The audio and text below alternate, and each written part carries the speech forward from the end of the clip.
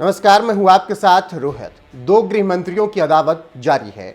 एक की जब सत्ता थी तो उसने आज के गृह मंत्री अमित शाह को 16 महीने जेल में रखा था, लेकिन जैसे ही सत्ता बदली और सियासत फिर सक्रिय हुई तो राजनीति अपना क्रूर चेहरा दिखाने में पीछे नहीं रही और अमित शाह ने बदला लेने की ठान ली और पूर्व गृह मंत्री पी चिदम्बरम को जेल भी भेज दिया। इसको लेकर लुटियंस जोन के लाल बुजक्कड़ों ने कहा कि एक गृह मंत्री ने अपना बदला ले लिया, लेकिन किसे मालूम था कि गृह मंत्री के दिल में अभी भी जेल जाने की टीस बची हुई है। उसी का नतीजा है कि एक बार फिर सीबीआई सक्रिय हुई और पूर्व गृह मंत्री पी चिदम्बरम और उनके सांसद बेटे के कई ठिकानों पर छापेमारी किए। इस छापेमारी में सीबीआई को कई अहम दस्तावेज और सबूत मिले हैं। खबरों की माने तो इससे बाप बेटे की मुश्किलें बढ़ सकती हैं। खबरों के अनुसार सीबीआई की यह छापेमारी कार्ति चिदम्बरम को लेकर है। कार्ति पर आरोप है कि उन्होंने 50 लाख रुपए की घूस के बदले 250 चीनियों को भारत का वीजा दिलवाने में मदद की थी। ये लोग पंजाब में चल रहे एक प्रोटेस्ट में काम के लिए आए थे। पूरे मामले की जानकारी रखने वाले लोगों ने सीबीआई के हवाले से यह जानकारी दी है कि इस संबंध में सीबीआई ने उनके खिलाफ एक नया केस भी दर्ज कर लिया है।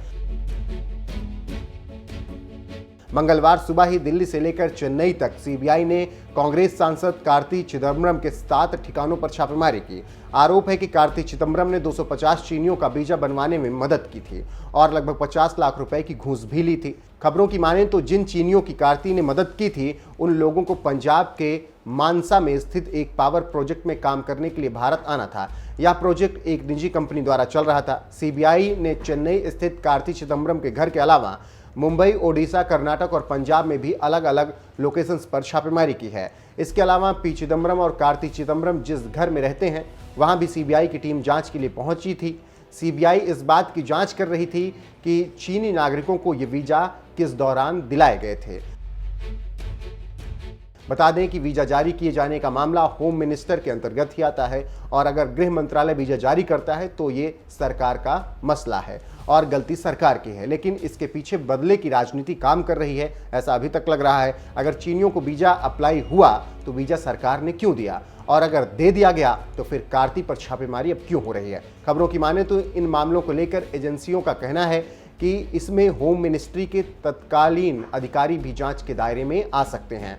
इस पूरे छापेमारी को लेकर कांग्रेस सांसद कार्ति चिदम्बरम का बयान भी सामने आया है और उन्होंने इस पर तंज कसा है और ट्वीट कर कहा है, मुझे तो अब याद भी नहीं है कि कितनी बार यह सब हुआ है। इसका एक रिकॉर्ड जरूर होना चाहिए। अब देखना होगा कि आगे क्या कुछ होता है और क्या इस मामले में कांग्रेस के साथ ही साथ कार्ति और उनके पिता फिर जेल जाते हैं या फिर ये महज एक राजनीतिक साजिश है और बाप बेटों को परेशान किया जा रहा है।